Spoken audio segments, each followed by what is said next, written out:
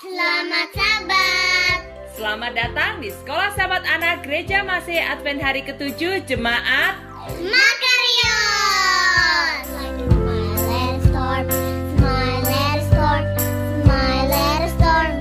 Christ in my face like a smile and storm, and we are sailing home. Selamat Sabat teman-teman. Berita mission dibawakan oleh Kakak Ana. Untuk kelas anak-anak dibawakan oleh Ibu Dina. Yuk kita mulai ibadahnya. Tapi ingat, duduk yang manis, jangan lari-lari, jangan main. Selamat beribadah. Kita mulai sekolah sahabat dengan doa buka. Sikap doa yang baik ya teman-teman. Teman-teman, mari kita berdoa. Tuhan Yesus, kita lagi mau mulai beribadahnya. Kasih kita kehikmatan biar kita bisa jadi anak yang baik. Di dalam Yesus, amin. Sekarang kita dengarkan berita mission ya teman-teman. Selamat sahabat anak-anak. Apa kabar? Semoga kita semua sehat-sehat dalam lindungan Tuhan Yesus ya.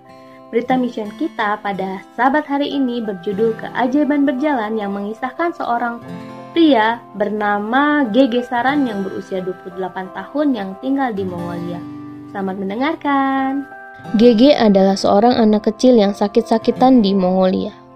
Ibunya khawatir, jadi dia memberikan Gege makan dengan sepenuh hati, berharap makanan yang diberikan itu akan menguatkannya. Ibunya memberi banyak roti dan daging, dan orang-orang Mongolia memang banyak makan roti dan daging. Saat Gege makan, dia menjadi semakin kuat, tetapi perutnya juga membesar. Pada saat dia naik ke kelas 9, berat badannya mencapai 90 kg. Dia pun mengalami masalah, yaitu kakinya sakit. Kakinya sakit saat dia duduk, kakinya sakit saat dia berjalan. Dia harus menggunakan kruk untuk berjalan di kelas. Ibu pun membawanya ke dokter. Gege sakit parah, kata dokter itu. Kami harus mengamputasi kaki Gege. Mendengar hal itu, Gege sangat takut. Meskipun kakinya kesakitan, dia berlari sangat kencang keluar dari ruang praktek dokter. Setibanya di rumah, dia memberitahu ibu bahwa Yesus akan menyembuhkannya. "Yesus, apa yang kamu bicarakan?" kata ibunya. Tetapi dia tahu apa yang dia maksud. Gege telah pergi ke gereja Masehi Advent hari ke-7 pada hari Sabat. Ibunya bukanlah seorang Kristen yang tidak suka pergi ke gereja. Ibunya memukulinya berkali-kali karena pergi ke gereja, tetapi dia tetap pergi. Meskipun ibu tidak mengasihi Yesus, dia tetap mengasihi Gege. Ibunya meminta untuk kembali ke dokter, tetapi Gege menolak. Dia telah membaca banyak cerita di Alkitab tentang bagaimana Yesus menyembuhkan orang-orang. "Saya tahu bahwa saya akan sembuh," katanya kepada Gege. Tak lama kemudian, Gege dan ibunya pindah ke kota lain di mana gerejanya jauh dari rumah baru mereka.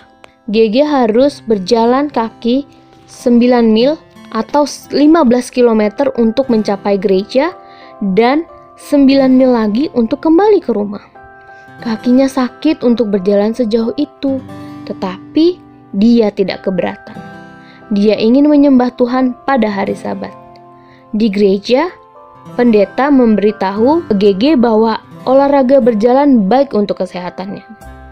Pendeta juga mengundang Gege untuk membantu merawat kebun sayur gereja, dan Gege mulai berjalan ke gereja setiap hari.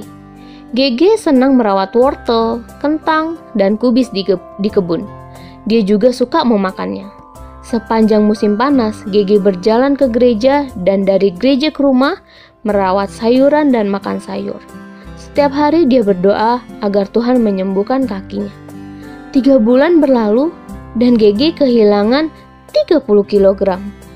Berat badan dari semua latihan dan makan makanan yang sehat. Dia menjadi langsing dan nyeri kakinya pun hilang. "Ini keajaiban dan jawaban atas doa-doaku," dia dengan sangat gembira memberitahukan ibunya. Tetapi ibu Gege tidak begitu yakin. Dia melihat bahwa Gege sudah bugar dan kuat, tetapi dia ingin tahu apa yang akan dikatakan dokter. Akhirnya, mereka pergi ke dokter dan dokter menyatakan bahwa hasil pemeriksaan Gege semua normal dan sehat. Ibunya pun tercengang. "Yesus menyembuhkanmu," kata ibu. Ibu sekarang percaya pada Yesus. Saat ini, Gege bekerja sebagai pionir misi global, misionaris yang membagikan Yesus kepada orang lain di Mongolia. "Tuhan memberi saya kesehatan saya," katanya. "Aku akan melayani dia."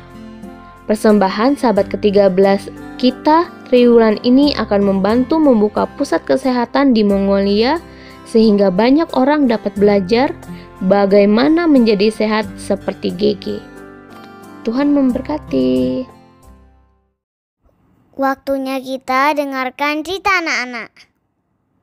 Selamat Sabat anak-anak semua. Senang kembali kita bisa bertemu pada hari Sabat ini. Pelajaran sekolah Sabat kita dari buku kindergarten sama-sama kita akan dengarkan. Apa ya judul pelajaran kita hari Sabat ini? Judulnya adalah 7 penolong yang istimewa. Tentunya anak-anak pernah menjadi penolong di rumah ya. Nah anak-anak, mari sama-sama kita mendengarkan ceritanya. Apakah anak-anak pernah bekerja dengan ibu di rumah, membuat kue, atau anak-anak pernah mencuci mobil bersama ayah? Akan lebih menyenangkan jika kita bisa berbagi pekerjaan. Beberapa tahun yang lalu, ada beberapa orang dipilih untuk membantu para rasul dengan cara yang sangat istimewa. Mengapa terjadi keributan? Matius berkeluh kesah. Beberapa orang percaya yang baru berdebat lagi dan berdebat lagi. "Apakah yang mereka perdebatkan?" tanya Petrus. "Yah," Matius menjelaskan, "beberapa dari antara orang yang baru percaya yang bukan dari daerah kita.